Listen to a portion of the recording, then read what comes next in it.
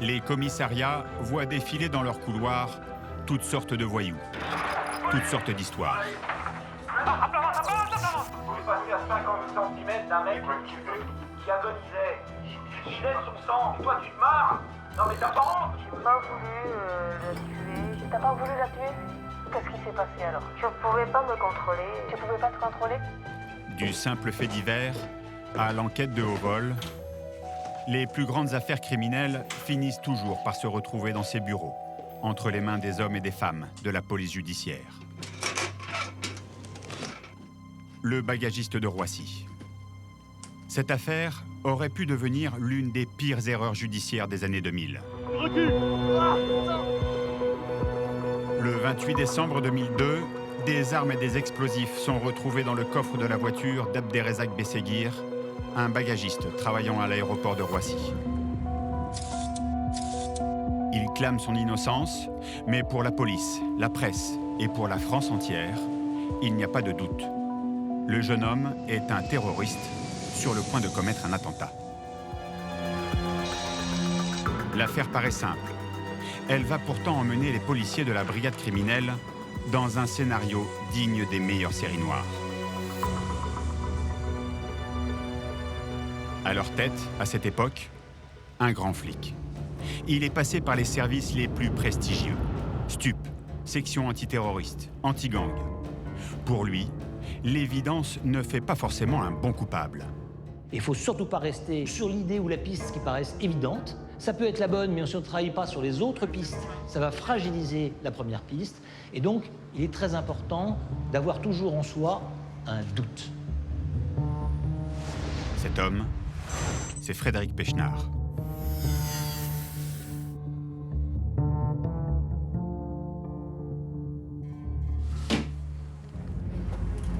La deuxième affaire, l'affaire Catherine Choukroun, a été vécue comme un séisme dans l'histoire de la police.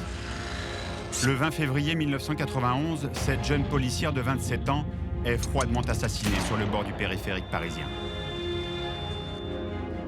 C'est une affaire qui dévaste les policiers, puisqu'en fait, c'est la première fois qu'une femme flic s'est fait abattre pendant l'exercice de son métier.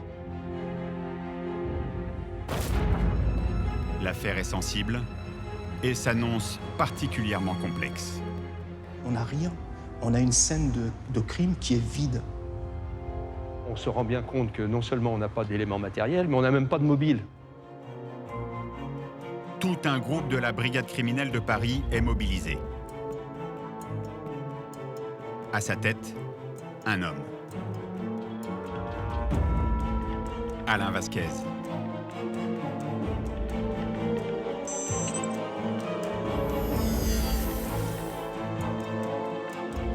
Il était loin d'imaginer que le meurtre de cette policière du périphérique le mènerait dans les bas-fonds de la prostitution et déclencherait une guerre des polices.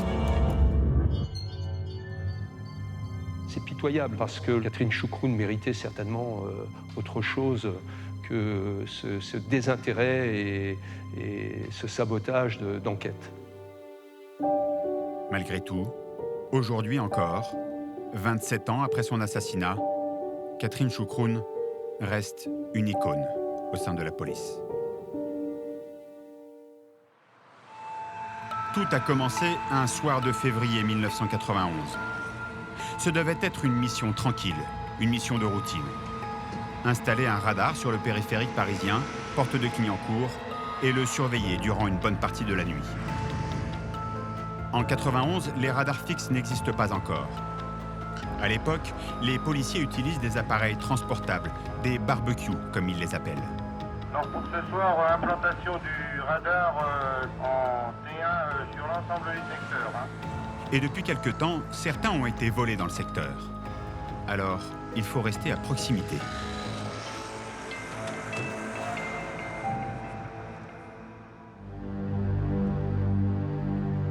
Ce soir-là, Catherine Choukroun, 27 ans, et son collègue, Émile Hubel, 41 ans, tous deux policiers de la compagnie du périphérique, font équipe. Cela fait déjà 1 heure qu'ils surveillent leur radar lorsqu'une petite voiture noire approche sur la bretelle d'accès, ralentit et s'arrête à hauteur de la voiture de police comme pour demander un renseignement. Soudain, le temps s'arrête.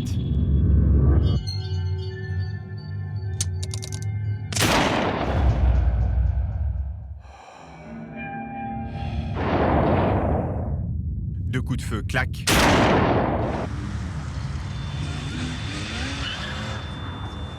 La voiture noire repart en trombe. Émile Hubel est blessé à l'épaule.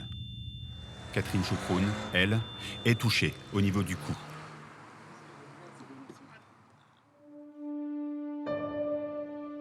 Elle décède 3 heures plus tard.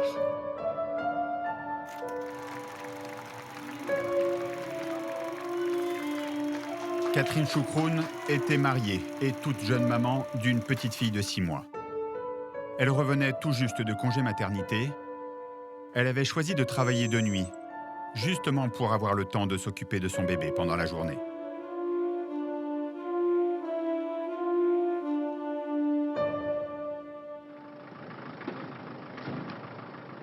Première policière à perdre la vie dans l'exercice de ses fonctions, son décès suscite une immense émotion au sein de la police et dans la France entière.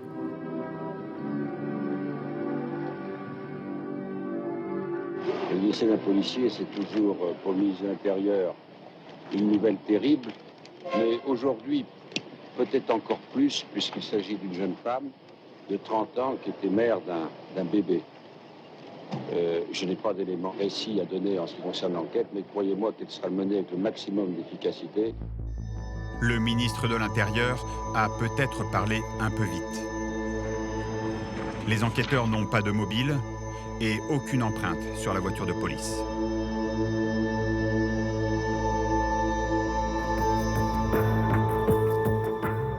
Pour le commandant Alain Vasquez, chef de groupe à la brigade criminelle, dès le départ, l'enquête s'annonce difficile.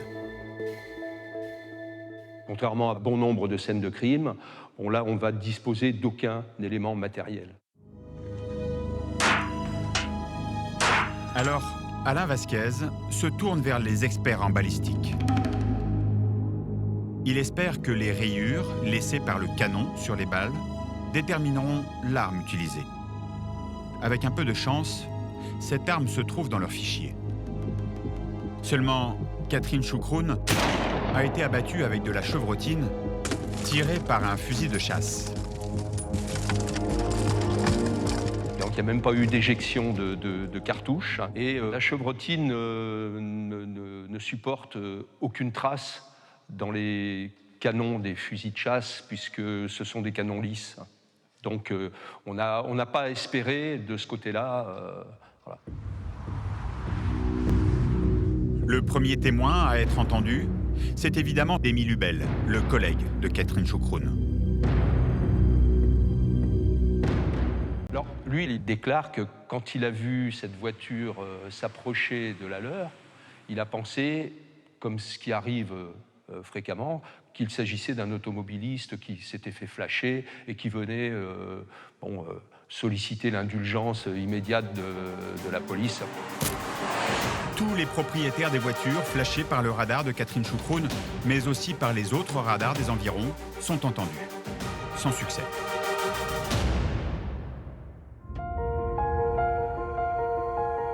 Mais dès le lendemain du drame, un chauffeur de taxi se présente au 36 quai des Orfèvres.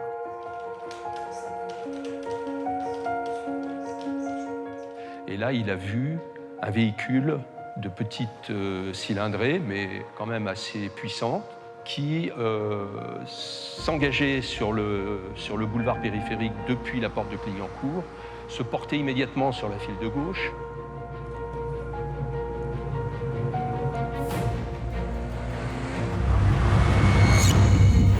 Et côté passager, donc la voiture le doublant sur la gauche, il avait pu voir très bien pu voir le passager avant, un homme brun, qui portait un kéfier Et donc il nous décrit comme quelqu'un qui avait une sorte de rictus à la bouche, un visage qu'il décrit comme méchant. Voilà. On a aussi une chevelure blonde d'une femme qu'il nous décrivait comme étant jeune, qui occupe donc le siège arrière. Et quelques heures plus tard, l'enquête s'accélère encore. Le commandant Vasquez reçoit un coup de fil anonyme d'un autre témoin. Lui aussi a vu une petite voiture noire entrant sur le périphérique à vive allure. Et il apporte une précision importante. La fin de sa plaque d'immatriculation. PT92.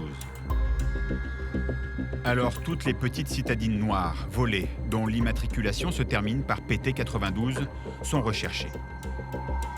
Mais sur la centaine de voitures retrouvées et passées au peigne fin, aucune trace de poudre à canon, aucun résidu de tir, aucune empreinte digitale permettant de remonter sur les criminels.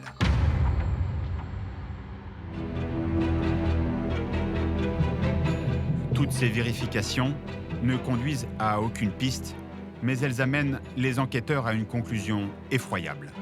Le meurtre de Catherine Choukroun est sans aucun doute un crime complètement gratuit. Alors là, on se rend bien compte que non seulement on n'a pas d'éléments matériels, mais on n'a même pas de mobile, puisque un acte gratuit par essence, c'est pas un mobile. Hein. C'est un acte de folie malveillante. Voilà.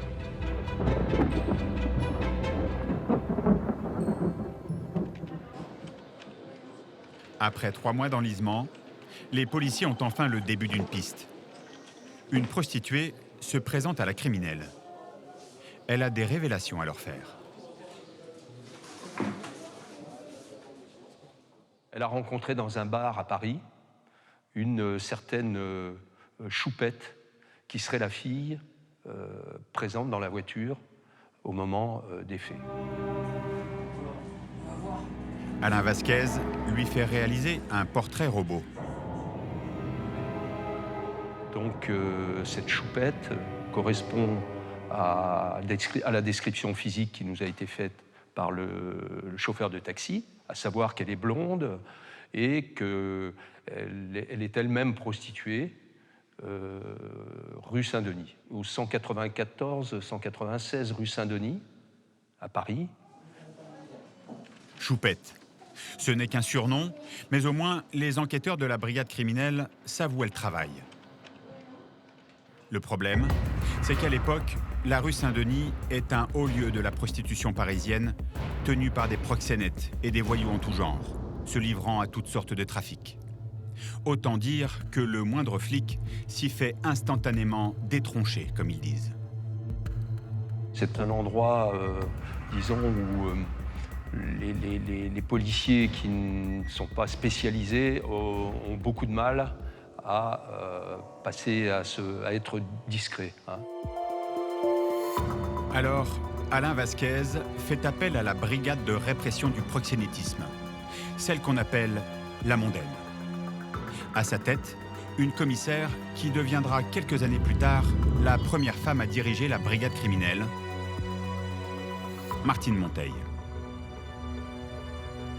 On a évidemment, dans ce milieu, pour fonctionner assez efficacement, il faut quand même avoir un peu des yeux et des oreilles partout. C'est un milieu quand même assez fermé et c'est important d'avoir un peu des contacts. Donc l'idée, c'est aussi de les solliciter. Et des contacts, les policiers de la mondaine en ont plein leur carnet. Surtout les flics du groupe des studios, surnommés ainsi car ils surveillent les prostituées qui louent des chambres de passe, rue Saint-Denis. Alain Vasquez organise une réunion avec ses flics spécialisés afin de mettre en place une surveillance au 194 rue Saint-Denis, où travaille Choupette. Le groupe des studios et la brigade mondaine nous disent de manière formelle qu'ils ont quelqu'un dans la place, justement à cette adresse-là, et quelqu'un de confiance qui a déjà coopéré avec la police et qui collaborera. Voilà, donc on part vraiment très confiant et sûr qu'on va obtenir des résultats positifs sur cette choupette. Bon, bah alors, il faut creuser Choupette. Qui est Choupette? Où est Choupette? Vous voyez, c'est-à-dire qu'on avait une motivation, je peux vous dire, extraordinaire, de tout le monde, de tous les services. Ben, nous avons tous un petit peu secoué les cocotiers, comme on dit, c'est-à-dire sollicité les informateurs, enfin, tous les gens de la rue. Des informateurs comme Madame Simone. À 62 ans, dont 25 à faire le trottoir, c'est une figure de la rue Saint-Denis.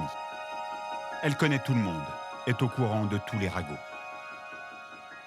C'était une ancienne prostituée et elle faisait tourner de studios. Dedans, elle avait des filles. Bon, alors, nous, on avait une certaine complaisance. C'était la contrepartie des informations qu'elle devait nous donner, Et elle en donnait. Et elle nous a fait réaliser des belles affaires, si vous voulez. Pourtant, au cours des semaines et des mois suivants, aucune information ne remonte de la rue Saint-Denis, ni même de Madame Simone.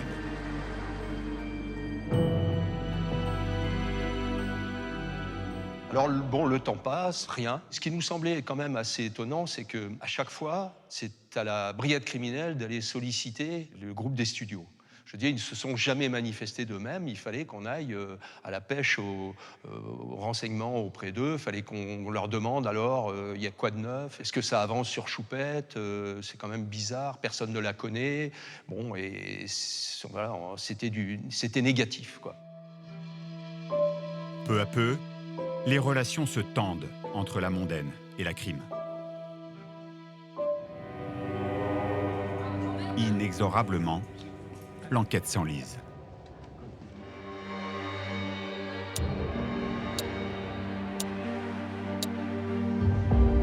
Mais après plus de 5 ans d'enquête et de patience, l'affaire va enfin connaître un nouveau départ grâce à un concours de circonstances incroyable et à la présence d'esprit d'un flic qui n'avait pourtant rien à voir avec ce dossier.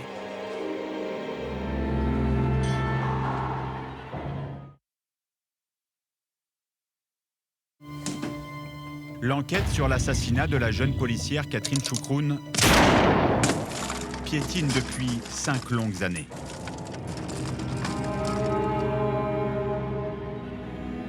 Alain Vasquez et ses hommes sont toujours à la recherche de Choupette, une prostituée qui a assisté au meurtre.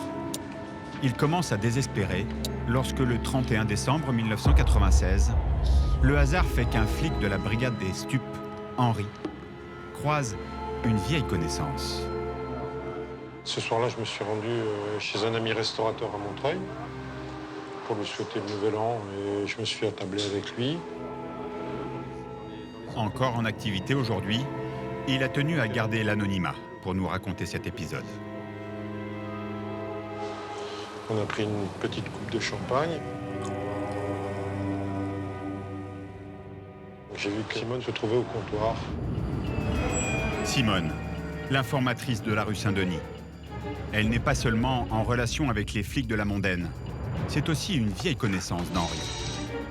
Donc quand je suis rentré, j'ai vu qu'elle était un peu triste au bar.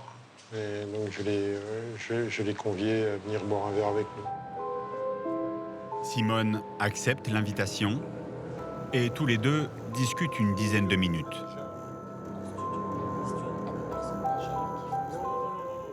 Et au moment où je vais pour me lever de table, elle me dit je vais te faire un cadeau.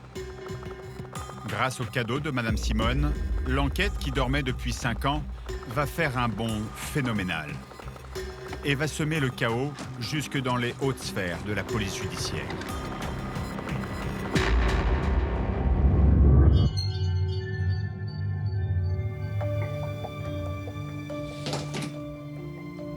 L'affaire du bagagiste de Roissy, elle, n'a duré que quelques jours. Pourtant, elle reste un cas d'école pour les policiers de la brigade criminelle. Tout commence le 28 décembre 2002.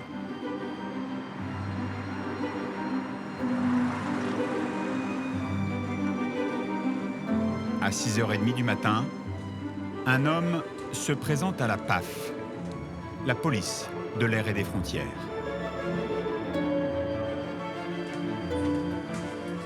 Il raconte aux policiers que quelques minutes plus tôt, sur un parking de l'aéroport, il a repéré un jeune homme au comportement suspect. Il a entendu des bruits de métal qui s'entrechoquaient.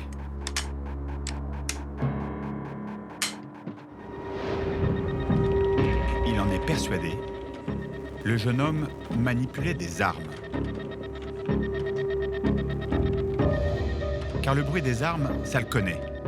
Le témoin se dit détective privé et surtout ancien légionnaire.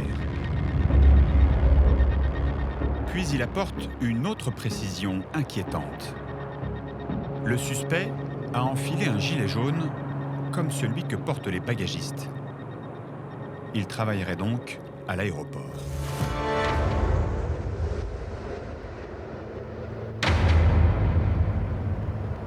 Quelques heures plus tard, lorsque le jeune homme revient à sa voiture à la fin de son service, les hommes de la PAF l'interceptent. Police! Police, bouge pas! Police, bouge pas!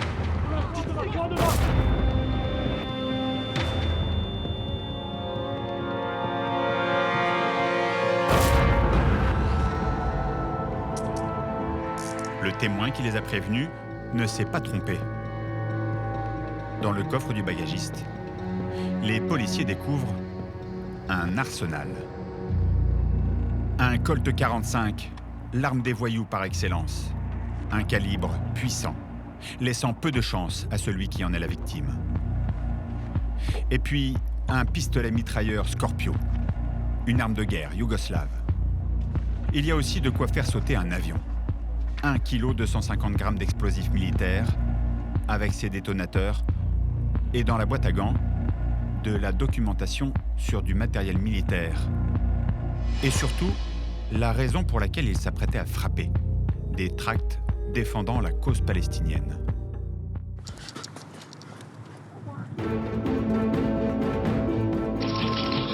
Dans les médias, la nouvelle fait la une.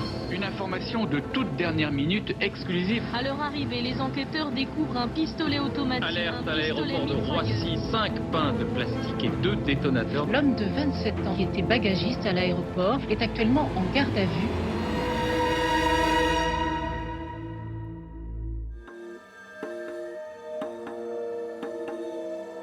La section antiterroriste de la brigade criminelle récupère le bagagiste et le place en garde à vue au 36 quai des Orfèvres.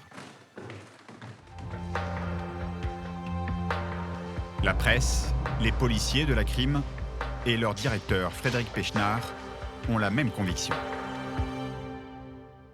Ma première réaction, c'est qu'on a affaire à un terroriste.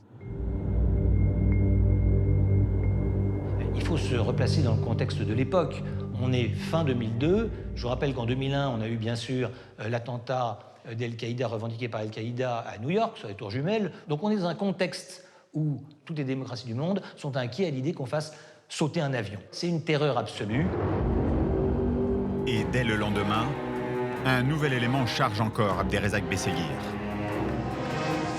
Dans les vestiaires des bagagistes de l'aéroport, qui comprend plus d'une centaine de casiers, les policiers de la brigade cynophile font passer un chien spécialement entraîné pour détecter des explosifs.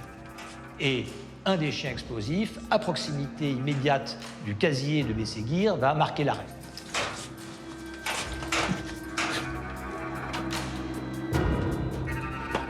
Comme si, à un moment donné, il y avait eu l'explosif entreposé à cet endroit-là. Ce qui renforce, évidemment, les préventions qu'on peut avoir contre lui. La famille du bagagiste ne comprend pas. Abderrezzaq Besseguir vit chez ses parents et ils n'ont remarqué aucun changement chez leur fils. Ses frères et sœurs le disent croyant, mais non pratiquant, et très loin des questions politiques. Interrogé à la brigade criminelle, Besseguir, lui, clame son innocence. Et il va même plus loin. Il serait victime d'un coup monté. Eh bien, il a une théorie qui est une théorie assez curieuse et qui nous paraît un petit peu loufoque au départ, qui est la théorie du complot. C'est-à-dire qu'il dit « je ne suis pour rien dans cette affaire et c'est ma belle famille qui a fait ça pour me faire tomber ». Et c'est à ce moment-là qu'on exhume cette affaire de quelques mois, de juillet 2002. Le 8 juillet 2002, c'est-à-dire 5 mois et demi avant son interpellation à Roissy, il est 17h54 lorsqu'Abderrezzaq Besseguir appelle les pompiers. Le feu s'est déclaré dans l'une des chambres de son pavillon, à Bondy, en banlieue parisienne. Sa femme et son petit garçon sont blessés. J'ai prévenu mes collègues que vous êtes à côté, ils vont venir vous chercher. Lorsque les pompiers arrivent, Abderrezzaq et son fils de 8 mois ne sont que superficiellement brûlés. En revanche, Louisa, sa femme, est entre la vie et la mort, brûlée au 3e degré, sur 60% du corps.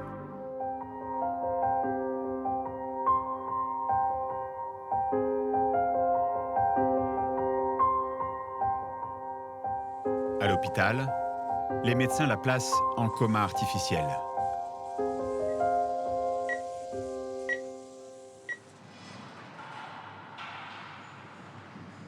Abderrezzaq Besseguir déclare que c'est un accident.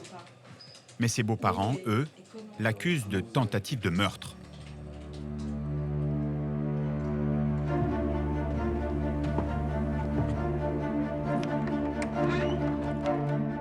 Selon leur avocat, maître Francis Vuillemin, Abderrezzaq n'aurait pas supporté que sa femme demande le divorce.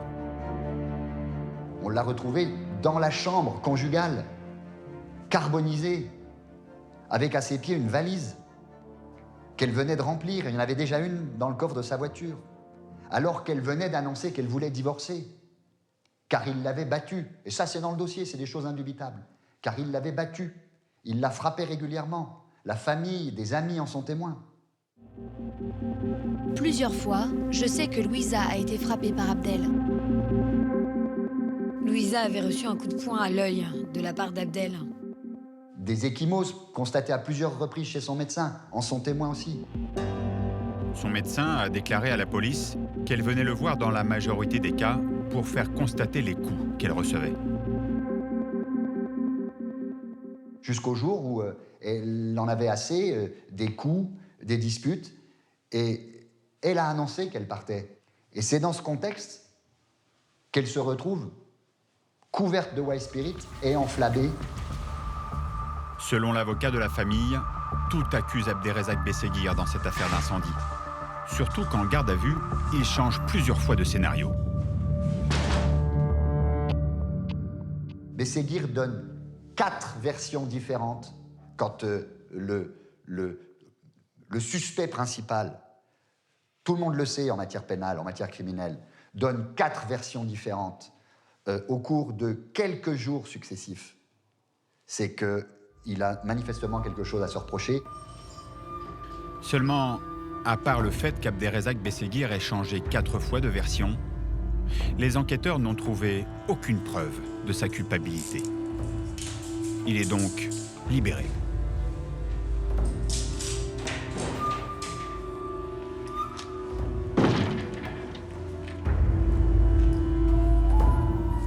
Les parents de Louisa, sous le choc et convaincus de la culpabilité de leur gendre, font appel à un expert en incendie. Mais le professionnel n'abonde pas vraiment dans leur sens. Dans son rapport, il conclut que même si elle est peu probable, la thèse du suicide reste possible. Maintenant, tout repose sur le réveil de Louisa. Elle est la seule à savoir ce qu'il s'est réellement passé. Mais quelques semaines après le drame, Louisa décède de ses blessures et emporte avec elle son secret. Et comme par hasard, 3 mois plus tard, Abderrezzaq Besseguir se retrouve accusé de terrorisme. Selon lui, les parents de Louisa n'auraient pas eu la patience d'attendre que la justice accomplisse son œuvre. La vengeance, voilà le mobile qu'il avance aux enquêteurs de la brigade criminelle. Il en est persuadé. Ses beaux-parents ont organisé le coup monté de Roissy afin de l'envoyer derrière les barreaux, coûte que coûte. et pour longtemps.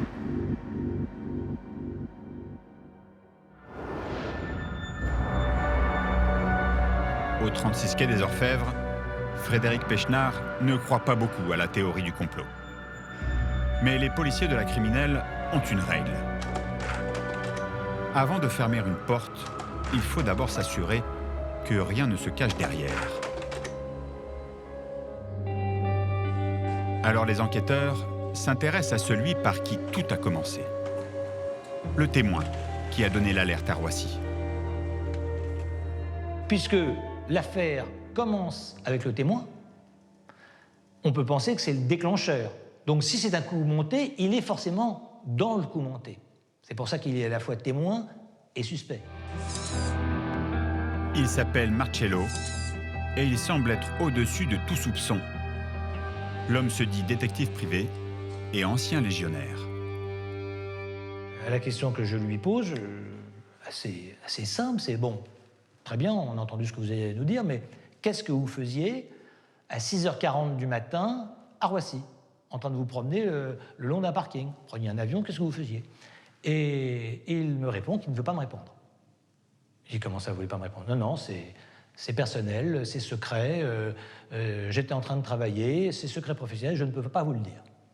Je dis, monsieur, je comprends que vous ayez le secret professionnel, il y a quelque chose qui est un peu plus important, vous êtes ici à la brigade criminelle, il y a quelqu'un qui risque d'une très lourde peine de prison, donc il faut tout me raconter, monsieur. Vous ne pouvez pas, il n'est pas question que vous ayez la moindre zone d'ombre dans votre témoignage. Et il continue à refuser de dire ce qu'il faisait là.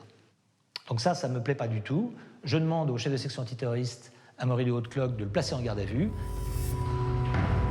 Mais l'ancien légionnaire a du répondant. Il esquive habilement les questions gênantes des policiers qui ne trouvent rien pour l'incriminer. Il est relâché à l'issue de sa garde à vue, mais reste dans le collimateur de la brigade criminelle. Alors, comprenons bien, pour que le complot existe, il faut que ce soit les parents de Louisa, donc les beaux-parents de Bességuir, qui ourdissent ce complot. Et donc, quel lien y a-t-il entre Marcello et les parents? Et évidemment, il n'y a aucun lien direct. Seulement, dans le téléphone de Marcello, les enquêteurs vont faire une étonnante découverte.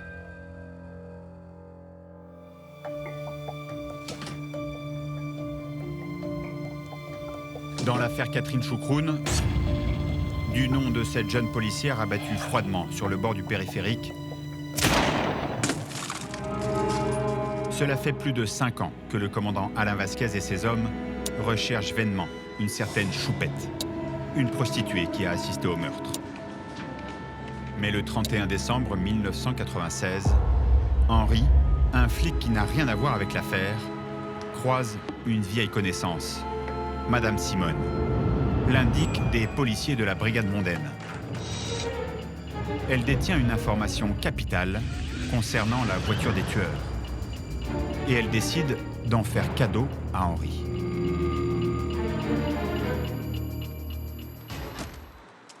Et là, elle me remet donc un morceau de papier sur lequel figure l'image du véhicule, 9643, PT 92.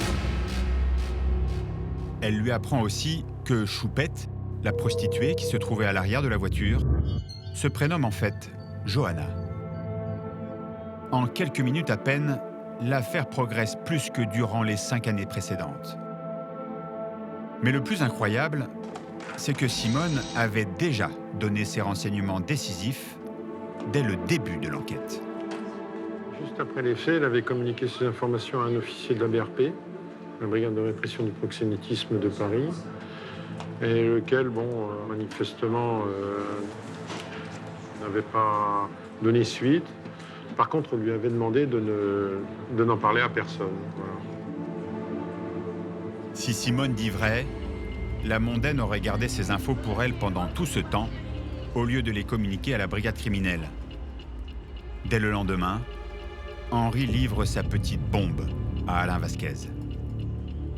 Alors, Bon, évidemment, c'est très surprenant et c'est très décevant également parce que je pense que les fonctionnaires de police, quand on vient leur parler d'une information, quand on vient leur montrer une information telle que celle-ci, auraient dû la transmettre immédiatement au service enquêteur. Ils ne pouvaient pas dire qu'ils l'ignoraient puisqu'on avait même fait une réunion de travail à ce sujet-là. Voilà. Donc, force était de constater que, voilà, il y avait une rétention de cette information. Alors bon, on reste un peu estomaqué. Une rétention d'informations que dément catégoriquement la patronne de la brigade mondaine. Si mon chef de groupe de l'époque avait eu le début d'un commencement, je vous dis, d'informations de ce type, mais moi j'aurais couru à la brigade criminelle, vous voyez, je ne sais pas comment vous dire, ça aurait été formidable. On avait tellement tous envie de la sortir, cette affaire. Pourquoi ça sort 6 ans après? Ça, on ne peut pas le dire. Toujours est-il que nous n'avons pas eu aucune information de ce type. Pourtant, lorsqu'Alain Vasquez reçoit Madame Simone à la brigade criminelle, elle persiste et signe. Alors moi, tout ce que je peux dire, c'est ce qu'elle m'a rapporté, Simone. Elle m'a dit, non, quand je leur ai dit, ils m'ont dit, fiche la paix à Johanna. Et donc elle leur a dit, bon, bah, si ça ne vous intéresse pas, je le donnerai à d'autres policiers, à d'autres flics. Bon. Et il lui aurait répondu, si tu travailles avec d'autres services, on te foutra au trou. Rétention d'informations d'un service de police dans une enquête criminelle ou mensonge d'une informatrice? Une question qui demeure sans réponse encore aujourd'hui. Grâce aux informations de Madame Simone, les policiers de la crime remontent jusqu'aux 2 souteneurs de Johanna. Donc on tombe là sur une équipe, Marco, Jackie et Johanna. Marco, Jackie et Johanna sont tous les 3 bien connus des services de police pour des affaires de drogue, des agressions et petits trafics en tout genre. Marco, c'est le meneur. Beau gosse, fils de bonne famille, ancien militaire, il inspire crainte et respect. Il fait régner sa loi, rue Saint-Denis. Jackie, c'est son faire-valoir, son homme de main. Réputé violent et limité intellectuellement, il voue un culte à Marco. Pour l'aider à retrouver ce trio, Alain Vasquez fait appel à un jeune lieutenant de police qui vient d'intégrer son groupe à la brigade criminelle. Je n'ai pas peur de dire que c'est l'affaire dans laquelle je me suis le plus investi, c'est l'affaire qui m'a le plus marqué de ma carrière, quoi. Marc Guillemois. On découvre que Johanna, finalement, est devenue mère de famille entre-temps, et est à Pinpu, et qu'elle essaye de se reconstruire en Normandie. Plus de 6 ans après l'assassinat de Catherine Choucroune, Marc Guillemois procède à la première interpellation.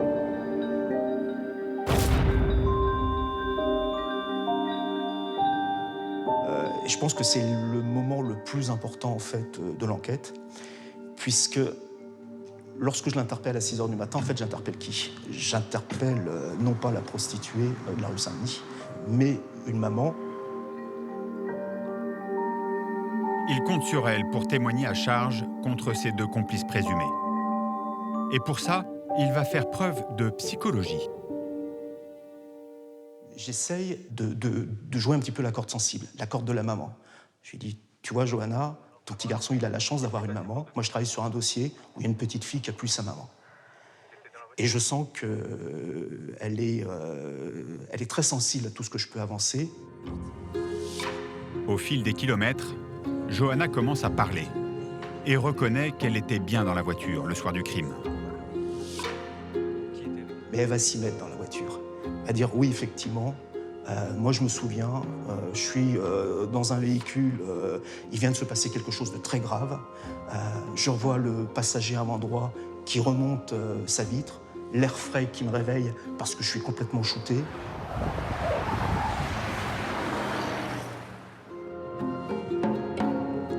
Johanna ne s'arrête pas là. Elle confirme également la présence d'un des 2 membres du trio, Jackie. Elle nous met Jackie donc, à la place du mort, à l'avant-droit du véhicule. Jackie serait donc le tireur. Et il y a un autre détail qui le met en cause. Un détail vestimentaire, relevé par le chauffeur de taxi.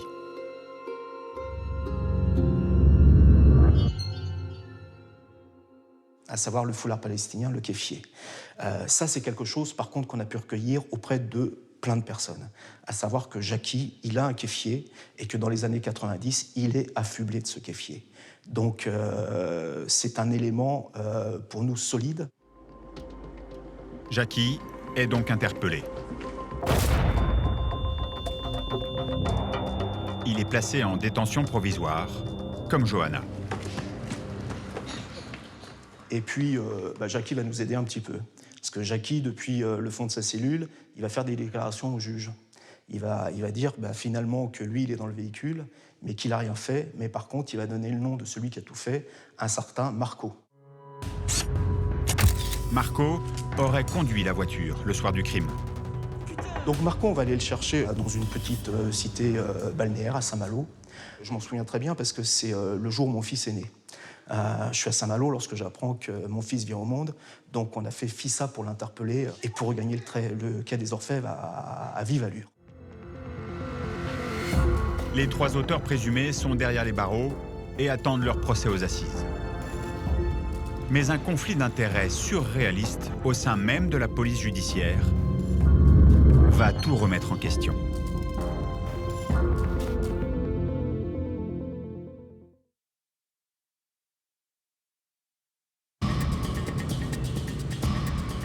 Après 6 ans d'enquête, les 3 auteurs présumés du meurtre de la jeune policière Catherine Choukroun sont derrière les barreaux. Ils attendent leur procès aux assises. C'est alors qu'un événement surréaliste va tout remettre en question. Madame Simone, témoin clé de cette affaire, est interpellée par la mondaine pour proxénétisme. Sans son témoignage, le dossier est gravement fragilisé et risque de ne pas tenir devant une cour d'assises. C'est la goutte qui fait déborder le vase. Les relations entre mondaine et brigade criminelle, qui étaient déjà tendues, deviennent carrément conflictuelles. Et là, le bouchon était poussé encore un peu plus loin, ce qui a amené une certaine colère de notre part. Mais le mal était fait. On a eu peur que le dossier soit saboté. Quelques mois plus tard, Madame Simone se retrouve devant le tribunal correctionnel. Moi, j'ai été cité par la défense pour expliquer ce qui se passait. Et je dis voilà ce qui se passe. Cette dame était menacée par des services de police, de prison, si elle collaborait avec un autre service que celui de la mondaine. Elle l'a fait et voilà, donc on est devant le fait accompli. Maintenant, elle a été incarcérée et se retrouve devant un jugement. Voilà. Madame Simone est condamnée à 5 mois de prison. Malgré tout, elle reste fidèle à ses engagements vis-à-vis de la crime. Et en septembre 2000, 9 ans après l'assassinat de Catherine Choukroun, lorsque s'ouvre le procès des 3 auteurs présumés, elle accepte de témoigner, risquant ainsi de se mettre à dos toute la rue Saint-Denis. Parce que ce n'est pas une pratique dans la rue Saint-Denis. Dans la rue Saint-Denis, on ne coopère pas avec les flics. Mais parce que je pense aussi qu'elle a été touchée par cette affaire. Elle a été touchée, puis elle veut que justice soit faite. Elle est courageuse, elle va jusqu'au bout. Il y a vraisemblablement du civisme dans ses déclarations. Son témoignage est pris très au sérieux par les jurés. Ils condamnent Jackie, le tireur, et Marco, le conducteur présumé, à 20 ans de prison. Johanna, elle, est considérée comme totalement passive dans l'assassinat de la jeune policière. Elle est acquittée. Mais le dossier de l'affaire Catherine Choukroun ne s'arrête pas là. À la suite de ce verdict, l'avocate de Marco, persuadée de l'innocence de son client, va tenter un coup de poker. Cette avocate, c'est maître Sophie Obadia. La chance, si je puis dire, c'est que la loi sur la présomption d'innocence, qui est entrée en vigueur au 15 juin 2001, permettait l'appel, enfin, des arrêts de cour d'assises, des condamnations de cour d'assises. Il faut comprendre que jusqu'en 2000, en France, nous ne pouvions pas faire appel d'une décision criminelle. Donc c'était un énorme changement. Là, nous sommes en septembre 2000. Je vais transformer cette peine, puisque la loi n'est pas encore entrée en vigueur, en un pourvoi en cassation, en espérant que ça tienne jusqu'à l'entrée en vigueur de la loi de 2001, qui permet de faire appel d'une décision de cour d'assises. Et par bonheur, ça a été le cas à 15 jours près. Il a pu faire appel de cette décision. En novembre 2001, a donc lieu le deuxième procès de l'affaire Choucroune. Comparaissent devant cette cour d'appel Marco et Jackie, lequel a également profité de cette nouvelle loi. Johanna, elle, acquittée en première instance, est citée comme simple témoin. Ce qu'elle déclare à la barre va faire basculer le procès. Elle sort Marco de la voiture en disant que non, c'était pas lui le chauffeur. Voilà. Ce témoignage réduit à néant toutes les charges recueillies par les policiers contre lui. Pour finir, à 2h du matin, après encore une fois 3 semaines d'audience ou 2 semaines d'audience, eh bien, la cour d'assises est revenue en acquittant mon client. Autrement dit, un homme qui avait été condamné à 20 ans l'année d'avant n'est plus condamné du tout. Il ressort libre de la cour d'assises et pour avoir passé injustement plus de 4 ans en détention provisoire, il touchera 30 000 € de la justice. Jackie, lui, est reconnu une deuxième fois comme l'assassin de Catherine Choucroune. Sa peine, prononcée en première instance, est confirmée. 20 ans de prison. Moi, si vous voulez, je me suis battu pour qu'on puisse arrêter les assassins de Catherine Choucroune. Et voilà, et on a réussi à faire emprisonner le tireur. Bon, c'est déjà pas mal. Le complice s'en est sorti. Voilà, bon, on respecte la décision de la cour d'assises, hein, bien sûr. Voilà. Mais les faits sont là quand même, et les faits sont relativement parlants.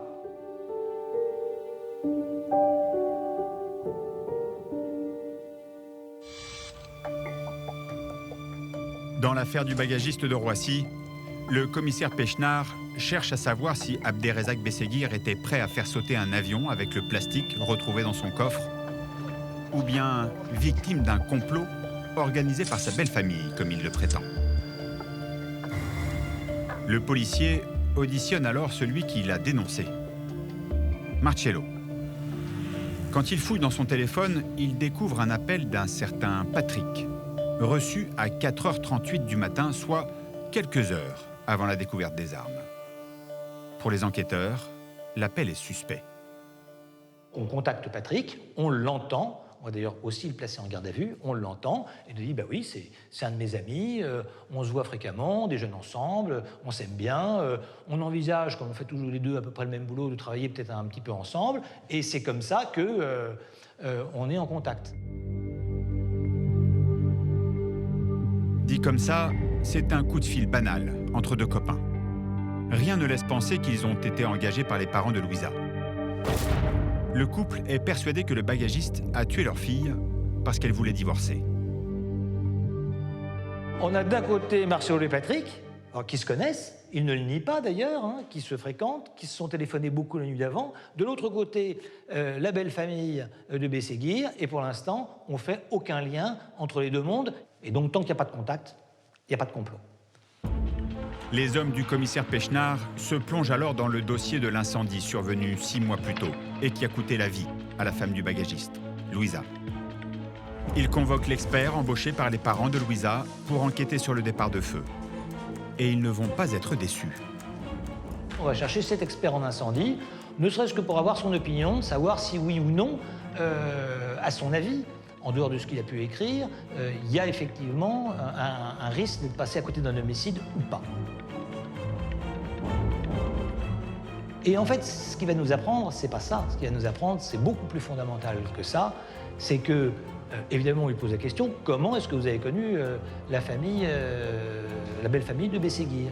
Et il nous dit, par un de mes amis qui a fait le go-between entre nous, Patrick. Le puzzle du complot prend forme. Grâce à l'expert en incendie, les enquêteurs découvrent la pièce manquante, le lien entre Patrick Marcello et les parents de Louisa. C'est comme ça. Et effectivement, c'est assez excitant, c'est assez jouissif. Et je me souviens, c'est le chef de la section antiterroriste qui m'appelle et qui me dit « bingo, on a le lien ». Et ouais, c'est un beau moment de police, oui.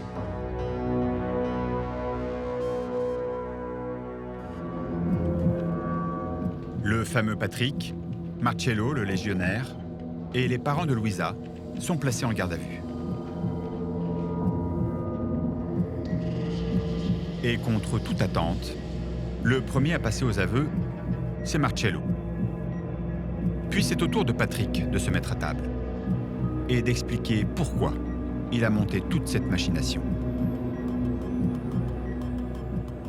Il n'avait aucun casier judiciaire, il était professeur d'auto-école, il agit dans cette affaire, non pas dans un but lucratif, non pas dans un but crapuleux, c'est par affection profonde envers la mère de Louisa. On peut même imaginer qu'il y avait une sorte d'amour platonique entre eux quand ils étaient vraiment petits, voire adolescents. Et cette amitié a persisté dans le temps, jusqu'au jour où ce drame est survenu, de Louisa complètement carbonisée, et comme un chevalier blanc, il a concouru à ce complot. Une machination qui aurait bien pu réussir sans une petite anicroche. Le 28 décembre 2002, Patrick et Marcello doivent se retrouver à 4h30 précises, devant le pavillon d'Abderrezak Besseguir. Mais Marcello est en retard.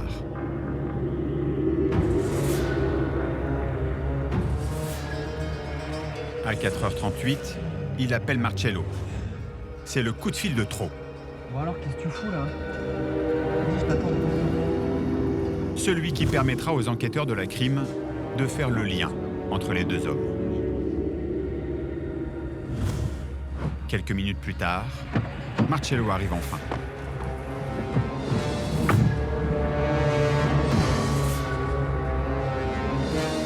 Lorsque Besseguir part travailler à Roissy, les deux complices le suivent discrètement.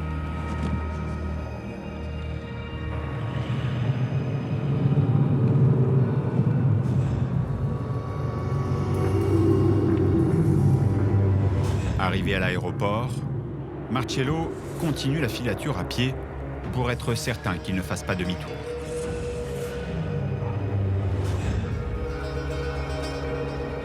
C'est à ce moment-là qu'intervient le dernier membre du complot, Gilal, l'oncle de Louisa. C'est lui qui apporte les armes et les explosifs. Il les aurait obtenus grâce à d'obscures relations dans les services secrets algériens. Gilal transfère l'arsenal dans le coffre de Besseguir et les prospectus dans la boîte à gants. Il ne reste plus qu'à donner l'alerte et c'est Marcello qui s'en charge. Quelques heures plus tard... Police! Police, bouge pas! Le piège se referme sur Abderrezak Besseguir.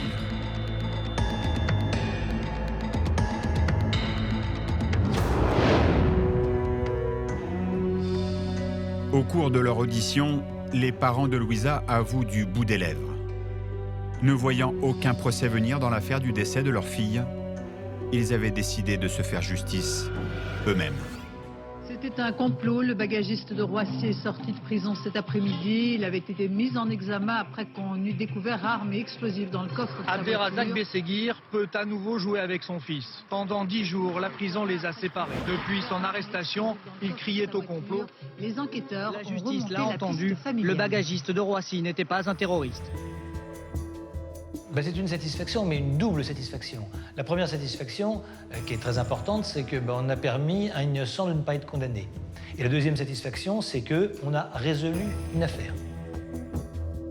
Le bagagiste, de son côté, est abasourdi par les 14 jours de cauchemar qu'il vient de vivre. On va essayer d'imaginer un peu ce qu'on peut ressentir. On dit que la justice est devenue injuste. Sincèrement, à un moment, j'y croyais plus, quoi. Je croyais que j'allais partir pour X années. Et je pense que ça m'a endurci encore plus. Mais avec un goût amer. Un goût amer sur la vie. j'ai bien l'intention de recommencer à vivre avec le petit. Normalement, quoi.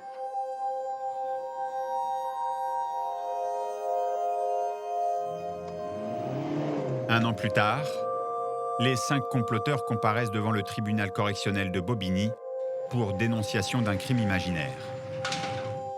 Ils sont tous condamnés à la même peine, 15 000 € de dommages et intérêts à verser à Bességuir et 5 mois de prison ferme. Comme ils ont déjà purgé cette peine en détention provisoire, ce verdict leur permet de sortir libres à l'issue du procès. Mais les parents de Louisa, toujours persuadés que leur gendre a tué leur fille, le poursuivent en justice dans l'affaire de l'incendie. Seulement, en 2005, coup de théâtre, le juge ordonne un non-lieu. Il n'existe pas à l'encontre d'Abderrezzaq Bességuir de charges suffisantes pour le poursuivre. Abderrezzaq Bességuir est définitivement lavé de tout soupçon. Il ne sera plus jamais inquiété par la justice.